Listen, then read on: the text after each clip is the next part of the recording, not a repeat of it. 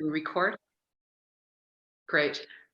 So yeah, I would think that writing would change everything because, and producing would change the writing, just as you said, because it's all about how many setups, how many, Right. how many setups do you have to have, and what kind of environment do you have? Like I'm doing this short film, and I'm just thinking about, I can use my house, I can use different rooms, I can use interior, exterior, and maybe a neighbor's place. Right. And maybe a street with a street light. Right. But you have to consider those things. So what was the first thing that you wrote that you knew you wanted to make into a screenplay? I mean, into a film?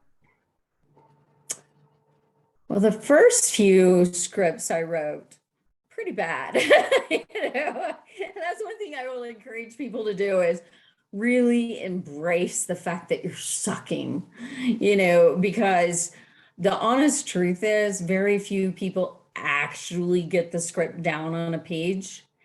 And every time you write something, you're going to get better and better at it. And so I guess the first one that I felt like I really wanted to do something with was Billy Shakespeare. Now looking back, there's a lot of changes I would make. One, I would have cut it shorter, and there's some different things that I would have done. There's a lot of techniques and storytelling that I would have changed. Like for instance, no scene can be justified just because it's funny. You have to, if there's not a plot involved, it's got to go, cut it, and so there's a lot of things I'd like to change. One day, I think I would actually like to revisit that, rewrite it. It would be the same basic story structure, but just a little bit careful to make sure the plot is threaded all the way through, and then shortened and, made with some money, because I had next to nothing. What was your budget? Oh, like ridiculously low. It was definitely a backyard indie. And that's the time when you're calling your friends and, hey, you want to make a movie with me, Right. And everybody pitches in, it was not a, yeah. But it was, I loved it. I'm so glad I did it. And it was shot in Rio Doce. And so it was this massive community building, exciting thing happening in town. So I loved every minute of it. I love it. Now, you and I have had this conversation. We were in the car and I said, Deborah, why? Because Deborah and I talk about very lofty philosophical and spiritual subjects, right? So one said, so Deborah, why horrors and thrillers? And so please tell us. I have a good idea, but I want to hear more. Okay. Yeah, I remember Leslie asking that, and I've actually had more than one person ask me. It's like, they'll say something about, you're not a homicidal maniac, you love people, you have all of these qualities, and it doesn't fit in with horror. Why? And I say the main reason, outside of the fact that it's just so much fun to make something look scary when absolutely nothing was scary on the set. It's like a sleight of hand, a magician making it. I love the blood, I love the gore, because it's not real. It's a bunch of kids playing on a playground, kind of feeling really on set. But what's the most important reason for me is to explore the monster. We as a society, as a human race, we tend to be very quick to judgment, very quick to label somebody monster, and very often they're not a monster at all. We tend to want to take somebody. It's like we have a certain amount of fear, that amygdala back there flares up and we get afraid, and it's that fight or flight. And the easiest thing in the world to do is to point and go, oh, that's the thing I'm afraid of. That's the thing. If we get rid of them, then I'm safe. My family's safe. And so you end up with an extraordinary number of people who don't deserve that label being slapped with it. Think of, I'm working on I'm in development on a film right now dealing with this exact subject. It's called Dead Girl. And think of like Edward Scissorhands or Frankenstein's creature. In both cases, these are really innocent, kind, caring beings, but because of the way they look, because they don't look like the norm, they are so feared that they're pushed away. And I think that this is a story that can resonate with all people, because at times, I think no matter who you are or your background, you felt like you didn't fit in, like it didn't, that somehow or another you were different and pulled away. It could have been, in school, or it may have been within your family. You weren't like everybody else. Or it may have been at work, or, with your friends at the locker room. But somewhere we've all felt like we didn't quite fit in. And that's really the story of the monster. And then if we go into deeper into what we might call a true monster, let's say somebody who has, committed even maybe multiple murders and this sort of thing, I still say that we as humanity need to have some compassion for that person. I will say that my personal belief that there is no one that doesn't deserve compassion, and no one that I can't sit down and talk to, that I can't at some point find some part of their humanity. Now, I realize, since I haven't met everyone in the world, and I've met some really rough characters in my time, that maybe it should be an almost instead of all. But when you really get down and start to talk with people with this type of background, you'll very often find a background that led them there. Now, granted, another person with the very similar background chose the other, because they're like, I will never harm somebody. I don't ever want to hurt somebody the way I was harmed. But there was a scientist who did 85,000 imagings of the brain, and he took a large portion of the most violent criminals in prison.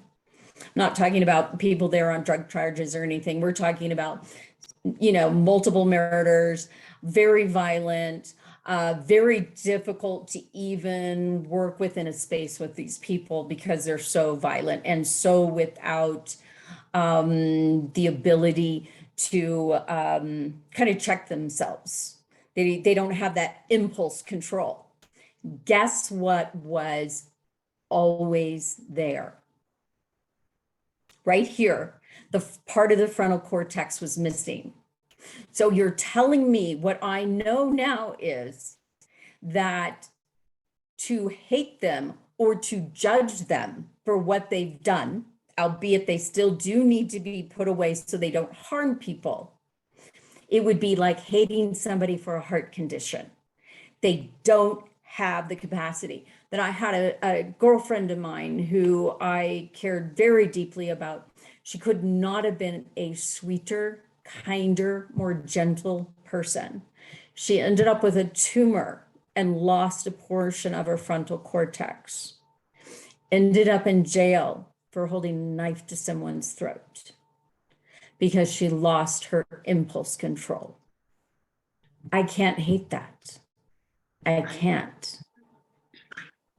That's why I want to tell the story of the monster, so that all of my monsters, I want people to see beyond that. Now, please do not mistake me to say that I'm saying that, you know, we let them out on the street, we invite them into our home, we, you know, put ourselves in harm's way.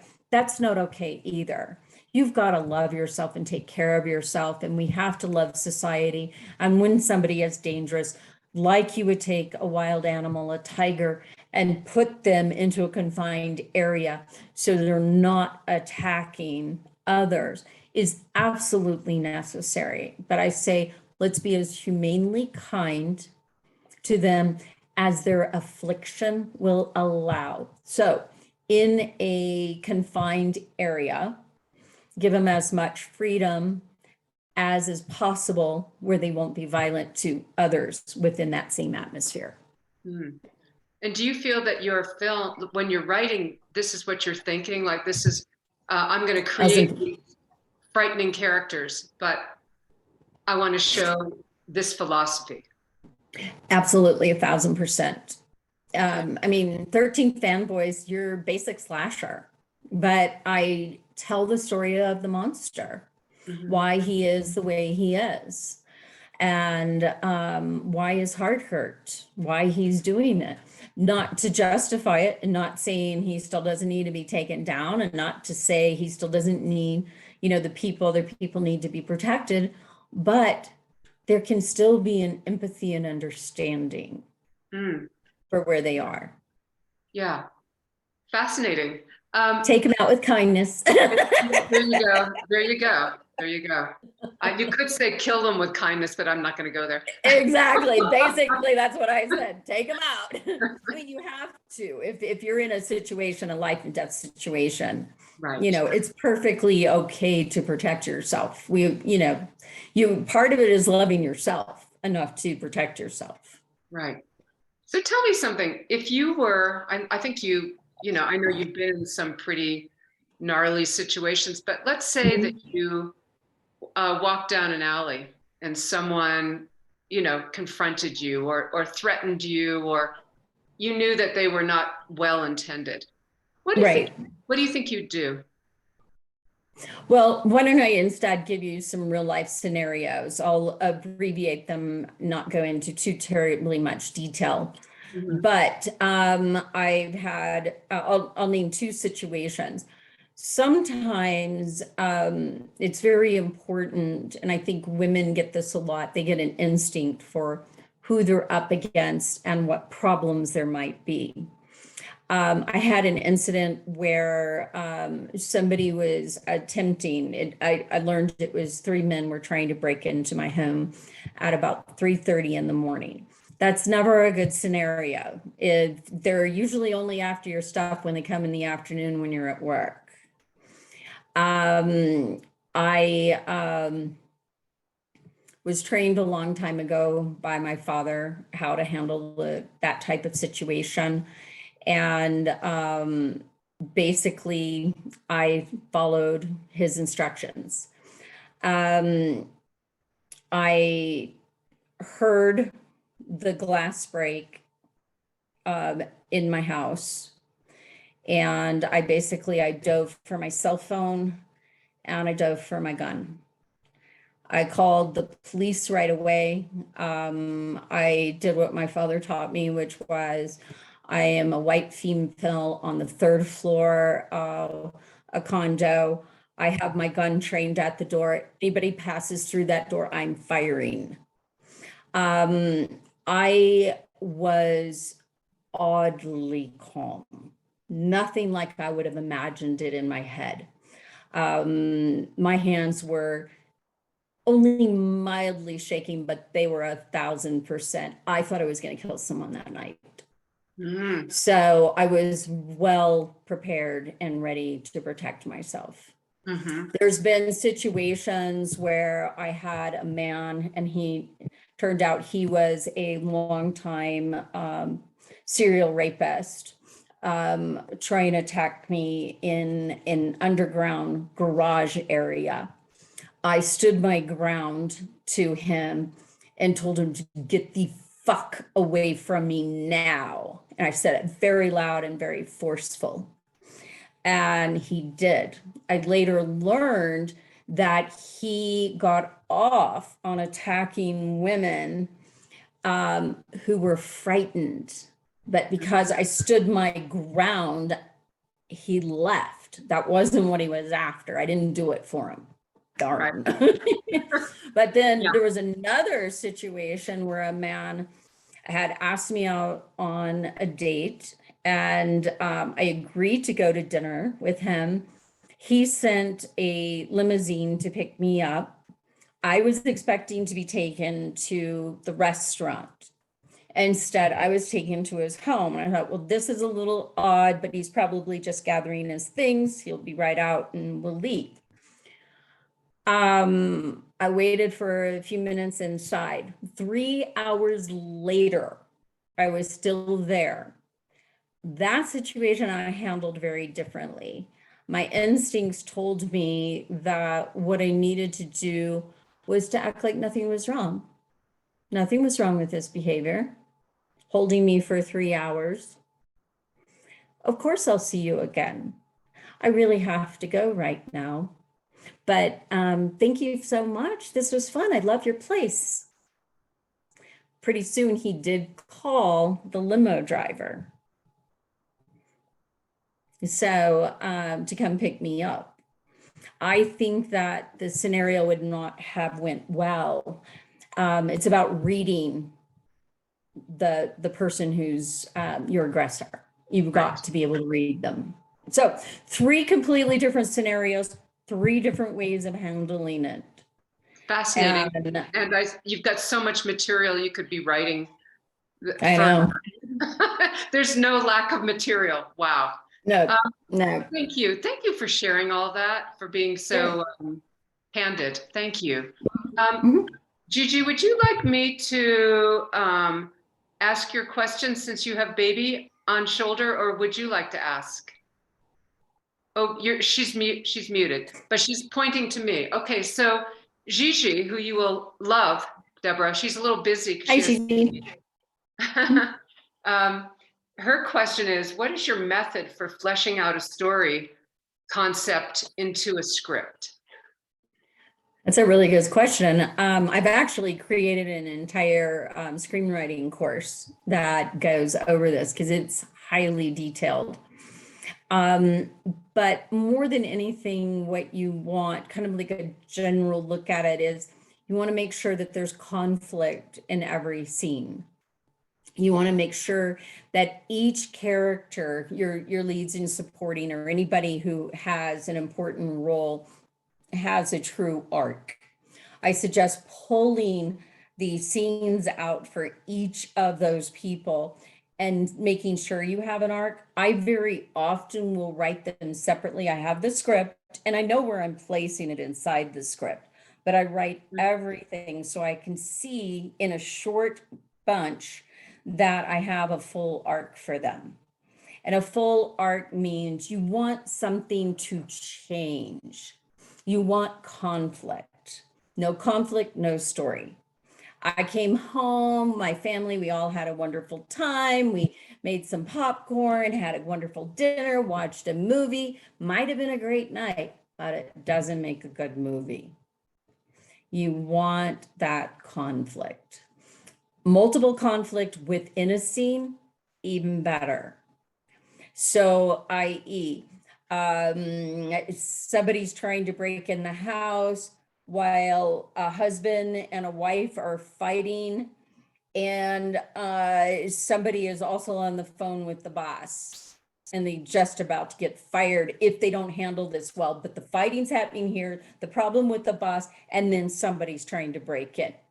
That's an intense scene, much more than if just one of them were happening.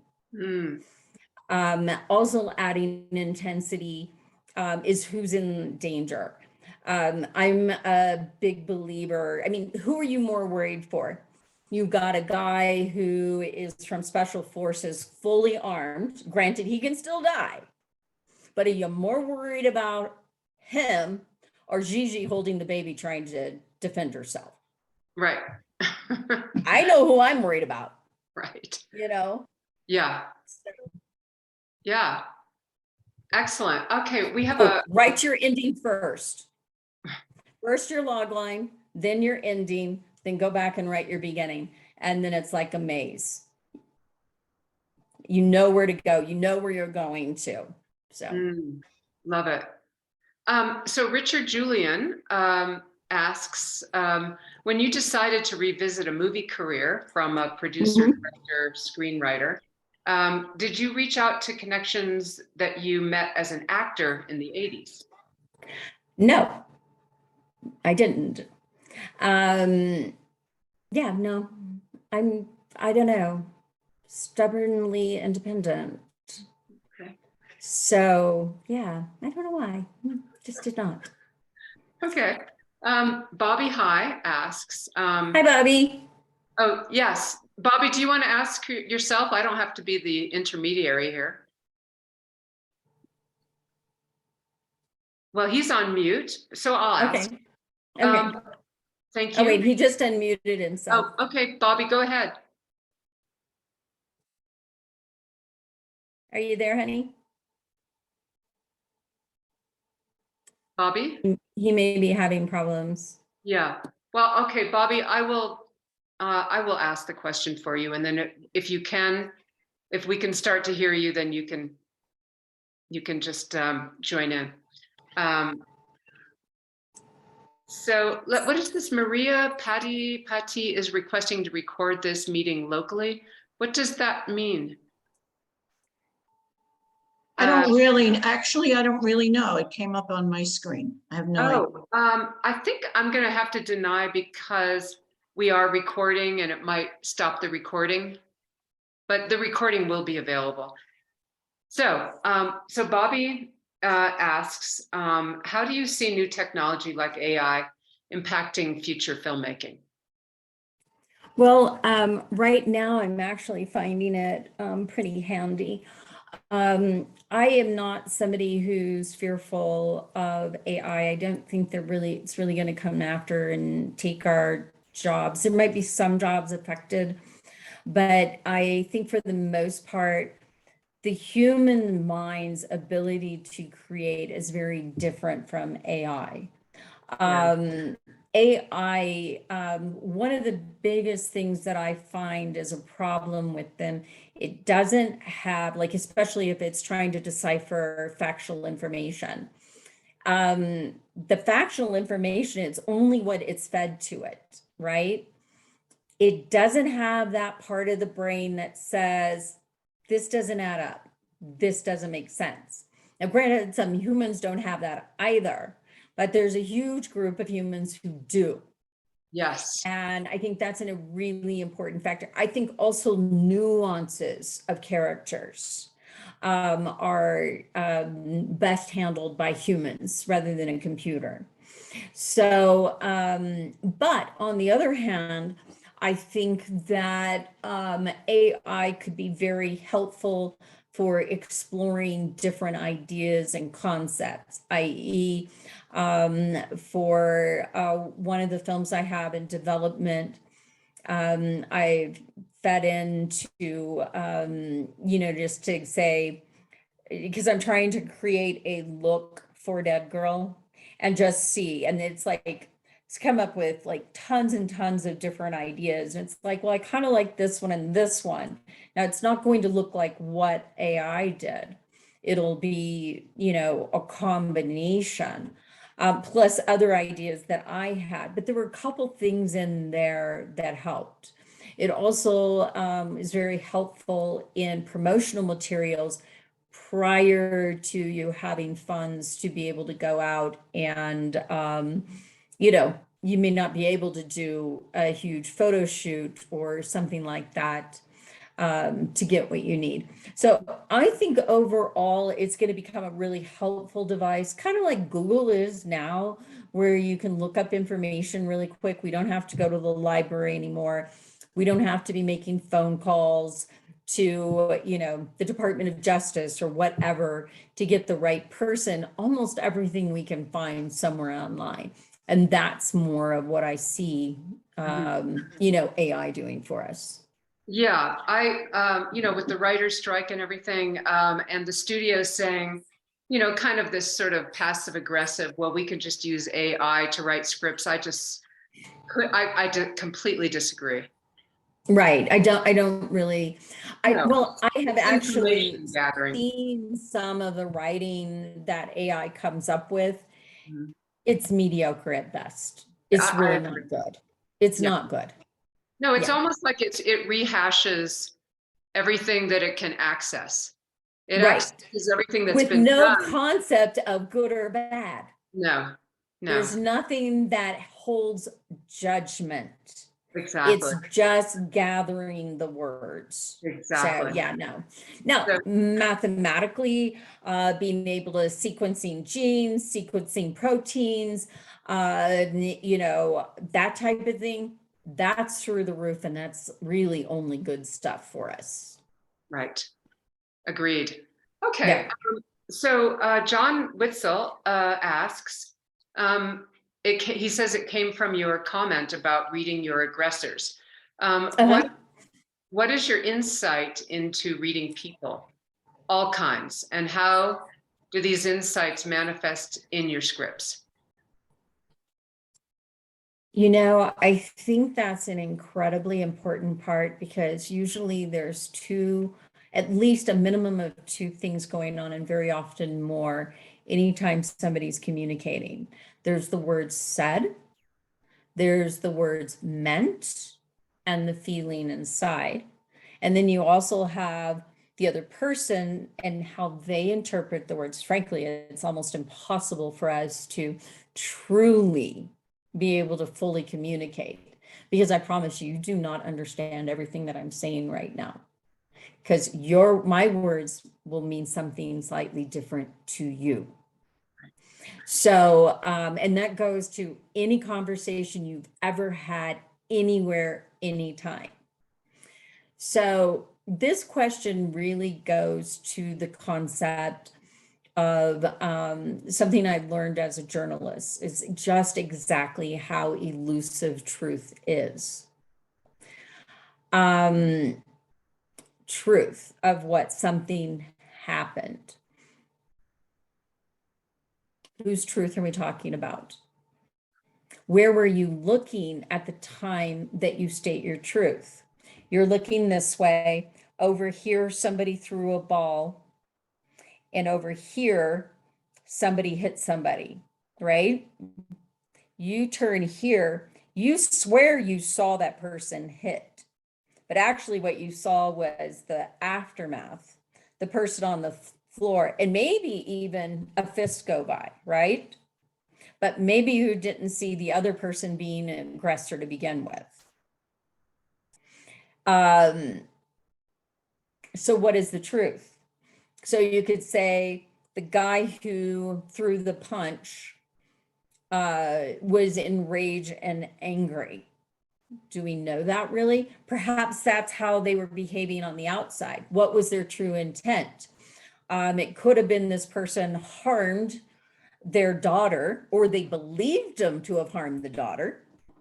And they're actually hurt and angry and afraid and feeling like, my God, I didn't protect my daughter, and now I'm going to do something. So you don't know that intent. Now, we could go and ask that person, what's wrong with that?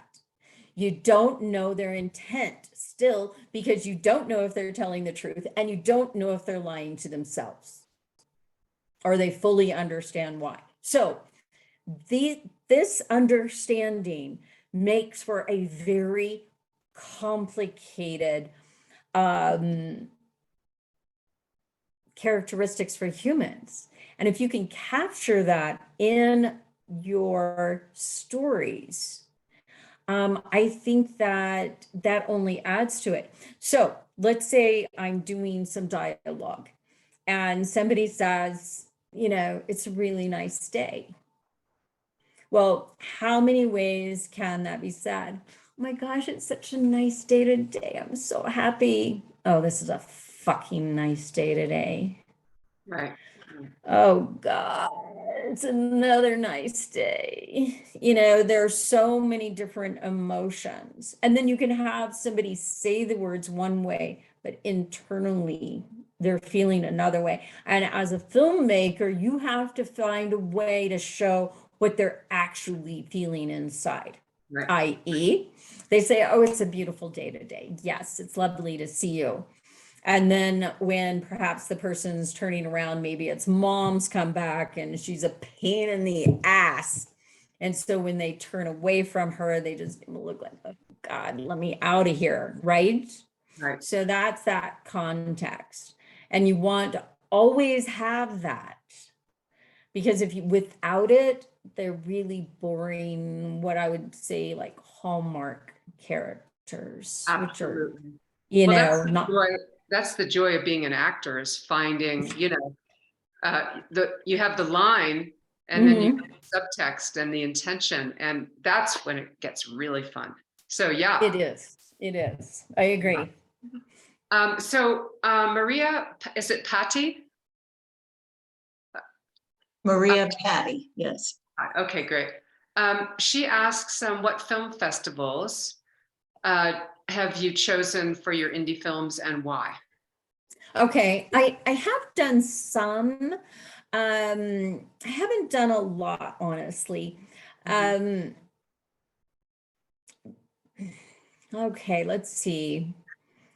I did do the Kenneth Branagh's Film Festival because I love Kenneth Branagh and Shakespeare, and it was happening in England, and I wanted to go, and I was already filming a rapper who raps Shakespeare's sonnets and monologues and stuff. And so one of my pieces that I did was accepted and was an official selection of it, which was really exciting.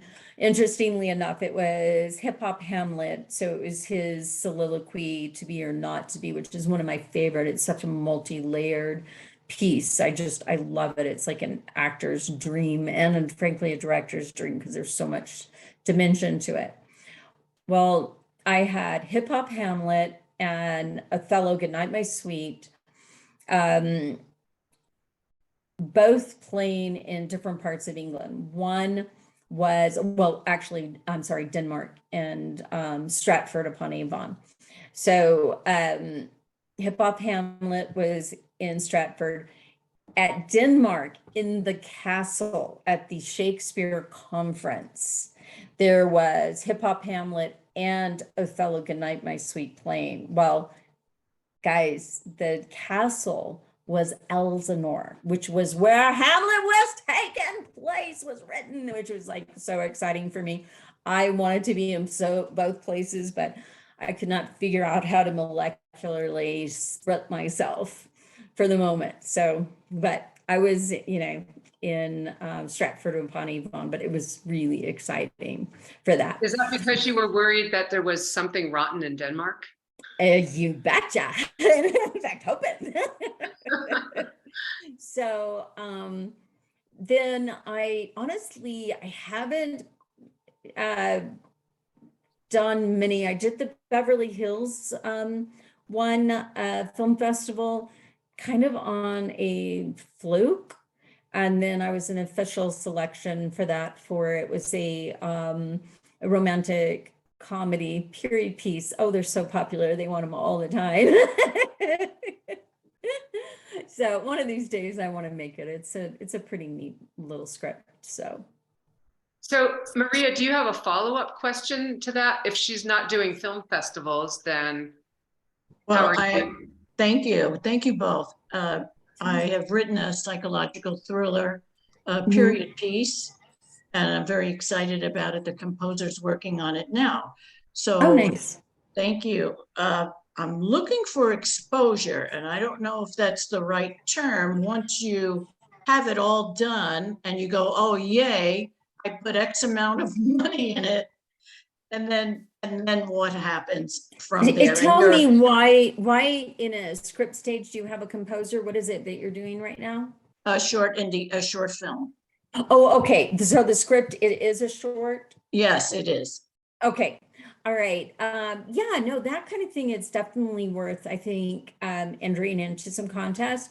I would kind of limit yourself to the ones that actually could move the needle for you.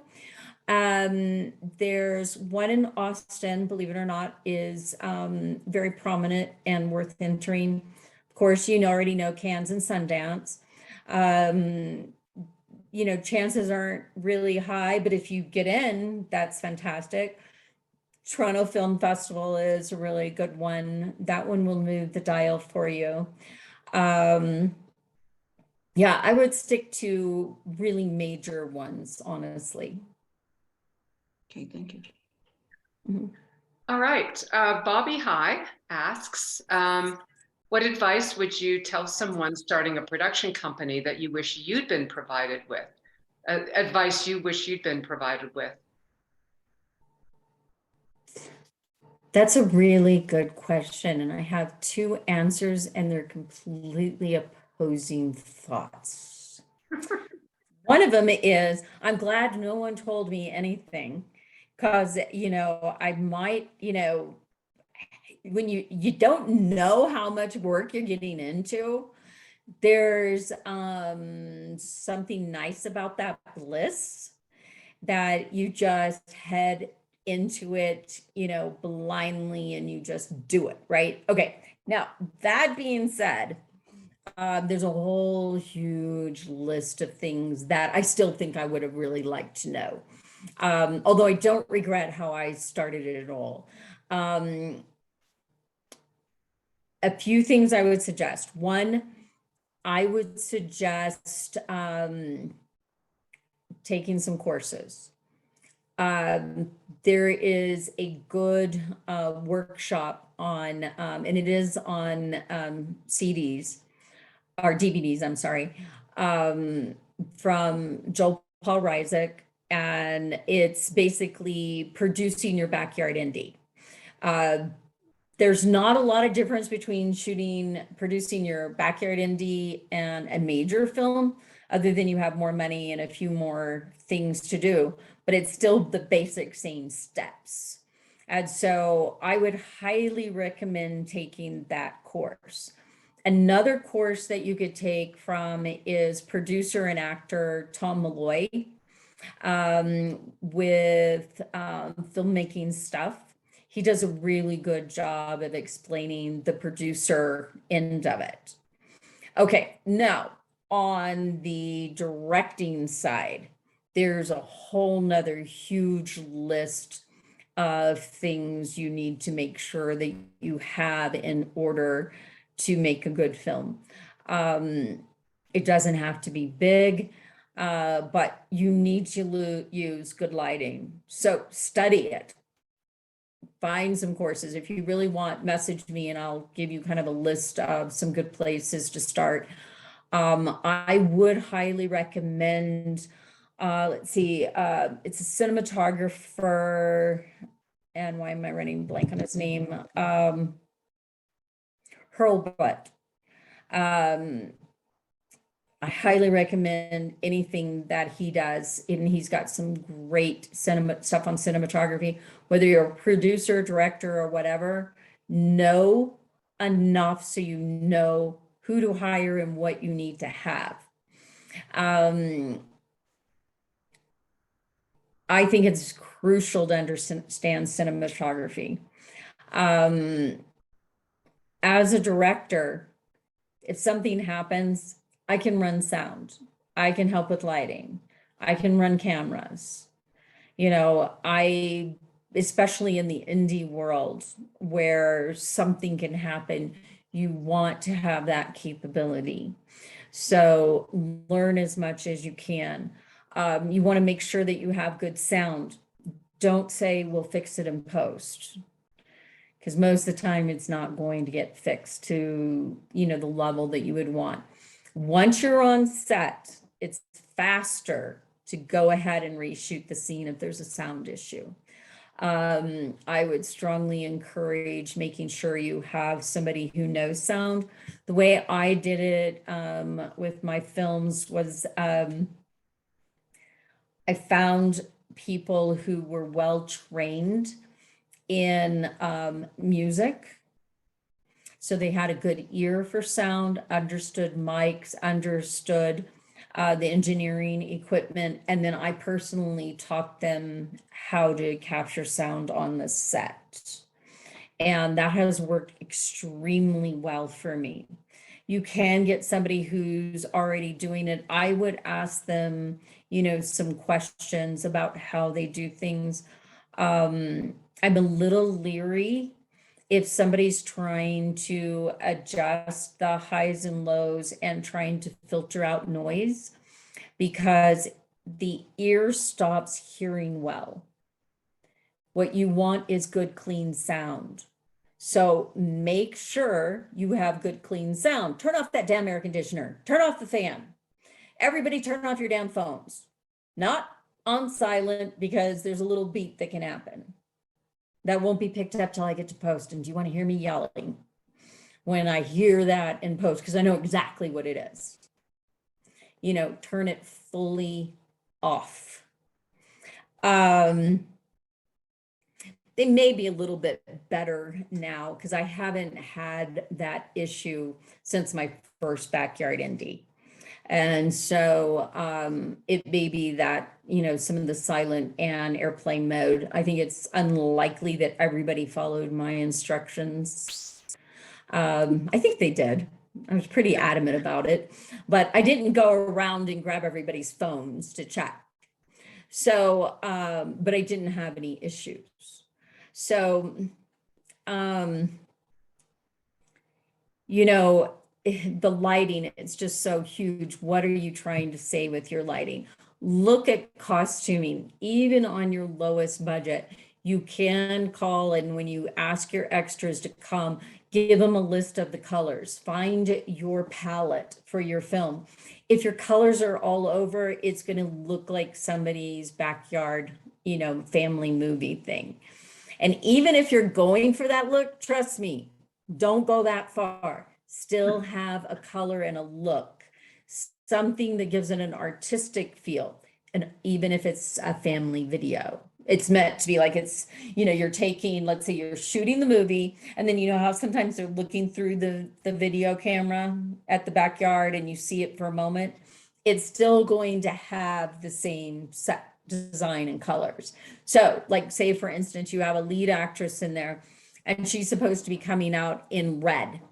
You want everybody else in muted colors, but there's somebody in the back with hot pink or hot yellow or something like that, or orange. They got to get out. They have to know before they come, your hat, that red hat, gone, because I don't want anything to draw the eye. I want all eyes on the single woman walking out in the red dress, and everything else is just part of the atmosphere. Think about those things, because you will make a much better movie if you do. So, I mean, and the list is huge and long, but I'll leave it at that. And if you want to ask, I'd be happy to make a list for you. We have to wrap soon. We have two more questions, but Gigi wants to know where we can find your course on screenwriting. It's not out yet. Right. So as soon as it is, I'll let Leslie know, and then yeah. Great. And she can pass the info on.